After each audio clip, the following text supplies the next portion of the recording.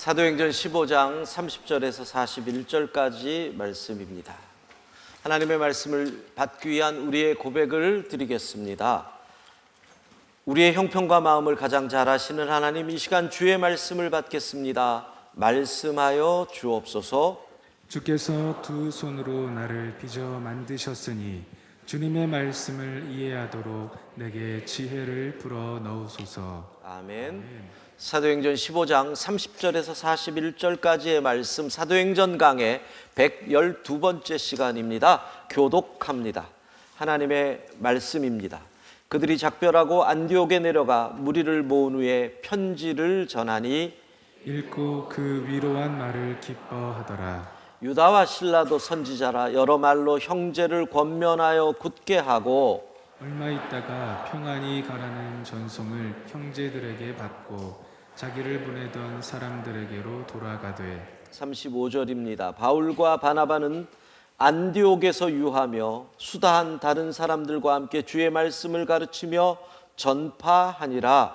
며칠 후에 바울이 바나바더러 말하되 우리가 주의 말씀을 전한 각 성으로 다시 가서 형제들이 어떠한가 방문하자 하고 바나바는 마가라 하는 요한도 데리고 가고자 하나 바울은 밤빌리아에서 자기들을 떠나 함께 일하러 가지 아니한 자를 데리고 가는 것이 옳지 않다 하여 서로 심히 다투어 피차 갈라서니 바나바는 마가를 데리고 배 타고 구브로로 가고 바울은 신라를 택한 후에 형제들에게 주의 은혜의 부탁함을 받고 떠나 함께 읽습니다. 수리아와 길리기아로 다니며 교회들을 견고하게 하니라. 아멘. 오늘 본문은 성경에 나타난 이 갈등 가운데 가장 심각한 갈등이 나옵니다. 물론 착한 편과 나쁜 편 간의 갈등은 다윗과 사울 얼마든지 나오지요. 그러나 둘 다 착한 편이에요. 바울과 바나바. 그러니까 착한 편 가운데서 이렇게 심각한 갈등이 나오는 것이 오늘 본문이기 때문에 이러한 갈등이라고 하는 측면으로 이 본문을 우리가 좀 살펴보는 겁니다. 자, 출발은 여기서입니다. 언제나 뿌리를 봐야죠. 사도행전 13장 13절 같이 읽어봅니다. 바울과 및 동행하는 사람들이 바보에서 배 타고 밤빌리아에 있는 버가에 이르니 요한은 그들에게서 떠나 예루살렘으로 돌아가고 그냥 요 성경 구절을 보면 단순하게 보이죠. 구브로 전도여행을 마친 바울과 바나바가 배 타고 육지에 와서 버가라고 하는 곳에서 같이 동행했던 요한, 이 요한이 마가입니다. 마가라고 하는 요한. 조금 전에 우리가 읽었던 본문에 나오는 마가와 헤어졌다. 그리고 마가는 예루살렘으로 돌아갔다. 이 성경 구절을 보면 전혀 문제가 없어 보이는데 오늘 본문은 여기에서부터 바울과 바나바의 갈등이 싹트고 있었구나 하는 것을 우리에게 보여준다는 거죠. 결국 두 사람은 헤어집니다. 자, 지난 2월에 우리가 1차 전도 여행을 마친 바울과 바나바가 자신들의 파송교회인 수리아의 안디옥 교회, 여러분 안디옥 교회 최초로 예수 믿는 사람들에게 그리스도인이라는 호칭이 붙은 안디옥 교회, 그곳에서 파송을 받은 공식적인 교회 파송 1호 선교사가 바울과 바나바입니다.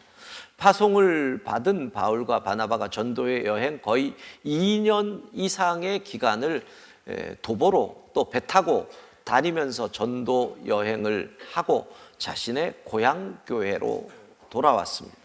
선교 보고 대회를 하고 고향 교회 사람들과 함께 주의 말씀을 가르치고 배우면서 휴식을 취하던 어느 날 이렇게 얘기를 하는 거죠. 우리 다시 한번 가보면 어떨까? 36절 15장 같이 읽겠습니다. 며칠 후에 바울이 바나바더로 말하되 우리가 주의 말씀을 전한 각 성으로 다시 가서 형제들이 어떠한가 방문하자 하고 형제들이 어떠한가 돌아보기 위해서 예전에 복음을 전해서 교회를 개척했던 곳에 다시 한번 가보면 어떻겠니? 이런 제안을 하는 겁니다. 자, 그러니까 이전에 그들의 여정의 목적은 전도가 되는 겁니다. 전도. 그리고 지금 그들이 떠나는 여정의 목적, 물론 전도는 포함되지만 이것은 형제들이 어떠한가를 돌아보려는, 교회를 굳건히 하려는 목적. 약간 목적의 차이가 납니다. 이전에 그들의 여정은 무조건 목적은 전도입니다. 맨 땅에 헤딩하는 겁니다. 그런데 이제 교회가 세워졌습니다. 핍박과 환난이 있는 곳에서 교회 성도들을 놔두고 오니까 걱정이 되는 거죠. 혹시 교회가 사라진 것은 아닐까? 핸드폰으로 연락해 보면 쉽게 알 것 같지만 그 시절에는 돌아보는 수밖에 없지요. 그러니까 이전 여정은 목적이 전도, 이번 여정의 목적은 양육을 위해서 떠난다. 이렇게 볼 수가 있는 겁니다. 자, 그런 상황에서 바나바가 갑자기 바울에게 이런 제안을 합니다. 마가를 같이 동행시키면 어떨까요? 마가, 사도행전 13장 13절에서 우리 읽었죠? 구브로에서 돌아온 이후에 이탈한 마가, 바울이 안 된다라고 얘기를 합니다. 뭔가 문제가 있었던 겁니다. 그리고 그 결과 39절, 서로 심히 다투어 피차 갈라서니. 여러분 이 구절만 딱 코테이션 떼어서 보면 뭐 같아요? 이혼했다, 뭐 이런 느낌이 들 정도로 딱 이것만 보면 와, 성경은 아시다시피 문체가 아주 건조하잖아요. 이런 건조한 문체가 사용된 성경에서 저 정도 표현이면은 두 사람의 갈등이 아주 심각했다는 겁니다. 아마 큰 소리가 났을 것이고 그 큰 소리를 안디옥 교회 사람들이 들었을 것이고 두 사람들이 갈등이 심각하다는 것이 소문이 다 났을 겁니다. 그렇게까지. 그러니까 3년 전에 이미 갈등의 씨앗이 뿌려졌는데 그 문제를 해결하지 않고 3년을 내버렸다. 저절로 사라진 게 아니라 그 상처를 그냥 덮어만 뒀더니 안에서 골마 부풀어 오르는데 거기에 탁 손을 대니 뻥 터졌다. 이게 바로 오늘 본문입니다. 별것 아닌 것 같은데 왜 이런 심각한 문제가 생겼을까? 주석들을 찾아보면 여러 이유들이 나옵니다. 그런데 가장 대표적인 분석은 두 사람이 기질적으로 너무 달랐다. 뭐 어떻게 해야 됩니까? 요즘 같으면 MBTI 검사를 했는데 이쪽 유형과 이쪽 유형이 완전히 너무 다르다. 뭐 이런 표현을 해야 될까요? 바나바는 성경을 보면 관계지향적인 사람입니다. 바나바에게 있어서 중요한 건 사람입니다. 사람. 바울은 목적지향적 사람입니다. 일, 우리식의 표현으로 얘기하면 사명 중심의 사람입니다. 이 두 기질은요, 서로 호흡이 맞으면 기가 막힌 호흡입니다. 한 사람은 목적을 향해 가고 한 사람은 뒤에서 사람들을 다독이면서 같이 가니까 엄청난 시너지를 낼 수 있는 조합인데 여기서 관계가 틀어져 버리면 아무것도 안 되는 조합이 되는 거죠. 바나바를 생각해 보십시오. 자, 사도행전 11장을 보면 헤롯이 초대교회를 핍박하니까 예루살렘에 있던 초대교인들이 도망을 갑니다. 그리고 한 무리가 안디옥 지방까지 오지요. 그 안디옥 지방에서 그들이 함께 모여 교회를 이룹니다. 그랬더니 그 소문을 들은 예루살렘 교회가 누구를 보내느냐? 바나바를 보냅니다. 그만큼 바나바가 사람을 품고 세우고 등 두들겨주고 관계를 세우는 데는 최고였다는 거죠. 바나바를 보내죠. 바나바가 안디옥 교회에서 일하다 보니까 일꾼이 부족합니다. 그때 바나바가 잊혀진 한 사람을 생각합니다. 초대교회를 핍박하고 스데반을 죽이는데 앞장섰다가 다메섹 도상에서 예수님을 만나서 변화됐지만 초대교회에서 수용하지 못했던 한 사람, 아직도 상처가 있기에, 스데반에 대한 그리움이 있기 때문에, 두려움이 있기 때문에 품지 못했던 한 사람이 자신의 고향 다소에서 홀로 복음 전하고 있는 것을 기억해냅니다. 그리고 바나바는 그 사람을 찾아서 안디옥에서 가죠. 230km 열흘 길을 걸어갑니다. 그리고 바나바는 바울을 격려하지요. 당신 다시 일어섭시다. 함께 합시다. 할 수 있습니다. 그리고 열흘 길을 둘이 같이 돌아옵니다. 이게 바나바입니다. 이렇게 사람을 세워주는 것을 중요시한 바나바 때문에 바울이 오늘 바울 될 수가 있었던 거죠. 그런데 바울은 사명 중심의 사람입니다. 주의 복음을 전하는데 생명을 걸었습니다. 이런 바울인데 구브로 섬에서 나오자마자 나는 못 가겠다. 결국은 심각한 선교 여정에 방해 요소가 마가가 된 겁니다. 사명을 감당하는데 방해자, 예수 믿지 못해서 방해하는 건 당연한데 예수 믿는다고 하면서 교회 다닌다고 하면서 자신의 욕심 때문에 방해하는 것을 용납할 수가 없었던 거죠. 이 장애물은 안 된다. 결국 둘이 충돌을 하는 겁니다. 바울 입장에서는 쓸만한데, 바나바 입장에서는 마가가 쓸만한데, 조금만 다듬으면 큰 그릇 될 건데, 바울 입장에서는 아직 안 돼. 이번에 와서도 또 그럴 거야. 결국은 꽝 해버린 겁니다. 제가 오늘 본문을 묵상하다가 둘이 어떻게 다퉜을까? 어떤 대화를 했을까? 혼자 상상을 해봤습니다. 이건 상상입니다. 바나바가 이렇게 얘기하죠. 바울, 이번 여정 참 중요한데 저는 개인적으로 마가에게 다시 기회를 주고 싶습니다. 바울이 대답하죠.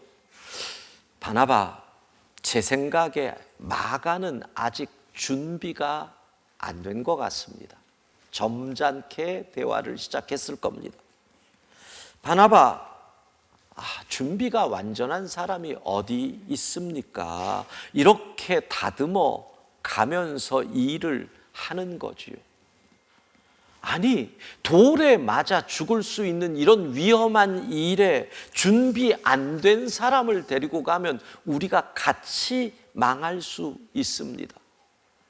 아닙니다. 그래도 기회를 줘야 되지 않습니까? 지난번에 버가에서 마가가 이탈했을 때 우리가 얼마나 충격을 받았습니까? 그 충격 때문에 사실 제가 병이 나서 말라리아에 걸린 거 기억하지 못하십니까? 이건 완전히 제 추측이에요. 네, 성경에 이런 거 안 나왔는데 제가 이번에 묵상하다 보니까 마가가 떠난 스트레스와 싸움이 이게 바울을 약하게 해서 말라리아까지 걸리게 하는 원인이 될 수 있겠다, 이런 생각을 제가 한 거예요. 바나바, 이번에는 제가 대화해 보니까 마가도 진심으로 함께 하고 싶어 하니 그의 진심을 믿어 주시지요. 바울 이렇게 대답합니다. 나는 물론 그의 진심을 믿습니다. 그러나 그의 의지는 믿을 수 없습니다. 이 표현, 요거는 곽선희 목사님 사도행전 강해에 나오는 한 줄 문장입니다. 나는 그의 진심을 믿습니다. 그러나 그의 의지는 믿을 수 없습니다. 여러분, 도박 중독에 빠진 한 사람이, 가족이에요. 집에 있는 돈 가지고 가서 도박으로 다 날리고 돈 떨어지니까 정신 차리고 들어와서 가족 앞에 무릎을 꿇어요. 네, 이제 다시는 도박을 안 합니다. 내 일생 이걸로 끝내겠습니다. 나를 용서해 주십시오. 여러분, 그의 진심을 믿어요, 안 믿어요? 에이, 믿어야죠. 가족은 믿어야죠. 진심을 믿어야 돼요. 그런데 그가 다시 도박을 한다, 안 한다에서 안 한다는 것을 믿을 수 있어요? 의지는 믿을 수 없다. 그런 뜻이에요. 그러니까 지금 무릎을 꿇고 비는 마음은 진심이에요. 그 진심을 안 믿으면 안 돼요. 가족은 그 진심을 믿어줘야 돼요. 그게 가족이에요. 그러나 그가 끊을 수 있는 의지는 믿지 못해요. 그렇기 때문에 돈은 안 주는 거예요. 의지를 못 믿으니까. 그렇잖아요. 거기선 지혜가 필요하다는 거예요. 마찬가지예요. 마가가 그의 삼촌인 바나바, 마가는 바나바의 조카예요, 에게 이번엔 진심으로 함께 하겠습니다. 그런 일이 없겠습니다. 그의 진심을 믿어요. 바울의 입장에서는. 그러나 의지는 믿을 수 없다. 고난이 다가올 때 그 부잣집 금수저 마가가 그 고난 속에서 견딜 수 있다? 그 의지는 의심스럽다는 거죠. 이런 대화가 계속되다 보면 그 다음에 뭐예요? 여러분, 항상 그렇잖아요. 이성적으로 대화하다가 서로 안 맞으면, 충돌이 일어나면 이성의 자리를 뭐가 차지해요? 감정이 차지하죠. 바울과 바나바에게도 감정이 들어가는 거예요. 바나바가 화를 냅니다. 이것도 제 추측이에요. 아니, 당신도 사실 다시 기회를 얻은 거 아닙니까? 당신도 교회에서 쫓겨나다시피 한 사람인데 다시 기회를 얻었는데, 그런 당신이 이런 사람 못 품어주면 어떡합니까? 바울이, 그런 기회를 얻었기 때문에 나는 생명을 걸고 주를 위해 일하지 않습니까? 그 은혜를 갚으려고. 그런데 이 사명에 저 사람이 걸림돌이 되는 게 뻔히 아는데 어찌 내가 그를 데리고 갑니까? 바나바가 은혜를 입었는데 그 은혜를 그런 식으로 갚으면 됩니까? 바울이 뭐라 그러겠습니까? 바울이, 아니 내가 보니까 당신 너무 지나친데 마가가 조카라고 그런 식으로 하는 거 아닙니까? 바나바, 가족은 건드리는 거 아니지요. 알겠죠? 꽝. 이렇게 되는 겁니다. 여러분, 결국은 심히 다투고 피차 갈라섰다. 저는 오늘과 다음 주일 가정의 달을 맞이해서 갈등의 문제를 다뤄보려고 합니다. 너무 사랑하는데, 윤석현 형제는 아직 사랑하는 사람 없으면서 자꾸 뭐 이렇게 주여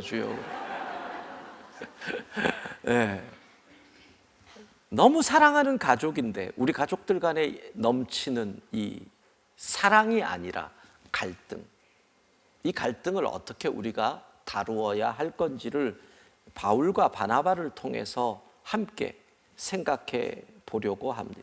심각한 다툼이 분노가 되고 그 분노가 서로를 향한 미움이 되어 가는 이 현실 속에서 갈등을 다루는 법을, 지혜를 얻으려고 합니다. 자, 오늘 본문에서 발견합니다. 첫 번째 이겁니다. 인간의 연약함을 인정하자는 겁니다. 무슨 말이냐? 인간은 언제나 다툴 수 있는 존재입니다. 여러분의 가정이 늘 이렇게 생각하셔야 됩니다. 우리는 깨어질 수 있는 그릇이에요. 누군가 잘못 건드리면 깨어져요. 이 연약함을 인정해야 우리는 다툼 속에서 상대방을 배려하게 돼요. 연약함을 인정할 때 우리는 겸손을 얘기하는 거예요. 언제든지 깨질 수 있다. 겸손해야지. 겸손해야지. 겸손을 배우면 온유해져요. 말을 함부로 안 해요. 왜? 내가 지금 하는 이 말이 우리의 가정이라는 그릇을, 관계라는 그릇을 깰 수 있다라는 것, 이 연약함을 인정해야 한다는 거죠. 생각해 보십시오. 성경에 나타나는 최고의 주의 일꾼 두 사람입니다. 바울과 바나바. 저는 신약 성경에 나타나는 많은 위대한 믿음의 사람 가운데 최고의 인격자 그러면 바나바를 꼽습니다. 오죽하면 별명이 권위자, 권면과 위로의 사람일까요? 최고의 인격자인 바나바, 최고의 사명자, 주 예수 그리스도의 복음을 위하여 나의 생명을 던지는 바울, 최고의 사명자 바울. 어떻게 이 두 사람이 죽기로 싸웁니까? 위로가 되십니까? 저들도 싸우니 우리도 싸울 수 있다? 여러분, 그건 뭡니까? 인간은 연약하다. 이것을 인정하지 않으면 다툼이 일어날 때 언제나 내가 옳다가 됩니다. 내가 옳다가 되면 그 다음은 뭡니까? 너는 그르다가 됩니다. 너는 그르다가 되면 뭐지요? 이것은 정의와 불의의 싸움이 됩니다. 이 싸움은 결코 메꿔지지가 않습니다. 그런데 인간의 연약함을 인정하면 겸손해지지요. 내가 틀릴 수 있는 겁니다. 온유해지지요. 그렇기 때문에 목소리를 높일 수가 없는 거지요. 인간의 연약함, 우리는 언제나 깨질 수 있는 그릇이다. 여기서 출발을 합니다. 갈등의 해결은. 두 번째, 여기서 갈등 가운데 우리가 던져야 할 질문입니다. 다툼의 원인이 본질적인 문제인가 아니면 의견의 차이인가? 바울과 바나바의 문제는 요즘 말로 하면 선교팀 팀원을 이 사람을 들이느냐 마느냐의 문제입니다. 의견의 차이라는 거죠. 그렇잖아요. 선교팀 팀원에 마가가 들어오느냐 마느냐, 우리가 선교를 가느냐, 예수 그리스도가 우리의 구주이시냐, 우리가 복음을 전해야 되느냐, 이 본질의 문제가 아니었다는 겁니다. 단지 의견의 차이였습니다. 그런데 이 의견의 차이가 두 위대한 사도를 원수처럼 만들었다는 겁니다. 신학적 차이도 아니었습니다. 왜 그럴까요? 결국은 이 다툼이 그들의 감정을 상하게 했다는 겁니다. 이게 문제입니다. 여러분, 다툼이 시작이 될 때 질문을 해보십시오. 우리의 다툼의 원인이 본질의 문제인가? 사랑하는데 싸우는 건가? 본질의 문제. 아니면 의견 차이인가? 그런데요, 제일 문제는 이 본질의 자리에 다른 게 들어와서 본질 노릇을 한다는 거예요. 대표적인 게 뭘까요? 감정. 상처 입은 감정이 본질 노릇을 합니다. 이게 문제입니다. 그러니까 바울과 바나바조차도 이미 감정이 상해버리니까 복음을 전해야 된다라는 본질은 사라지고 상처 입은 감정이 거기를 딱 본질로 포장해 있으니까 서로를 향하여 비난하기 시작하게 되고 심히 다퉈 피차 갈라 서게 된다는 거죠. 선과 악의 문제가 아니었습니다. 정의와 불의의 문제가 아니었습니다. 그런데 이미 의견의 충돌이 감정을 상하게 하고 그 상한 감정이 본질의 자리를 자리 잡아 버리니까 두 사람이 더 이상 한 팀을 이루기가 어려워졌다는 겁니다. 여러분, 주의해야 됩니다.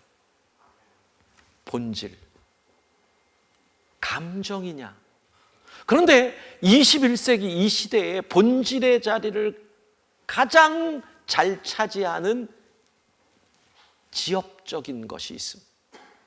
사실은 본질이 아닙니다. 그런데 본질인 양 그 자리를 차지하고 있는 가장 대표적인 게 뭔 줄 아십니까? 돈입니다. 우리의 싸움에 있어서 사실 돈은 본질이 아닙니다. 그리스도인들에게 있어서.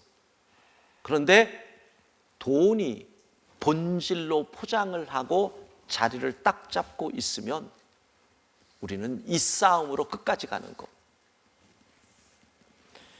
지난 주간에 아는 선배의 아버님이 돌아가셨습니다. 그래서 제가 빈소를 이제 가려고 조문을 하려고 하는데 또 다른 선배가 연락이 왔습니다. 안 가도 될 것 같다. 그래서 왜요? 빈소 분위기가 살벌하다.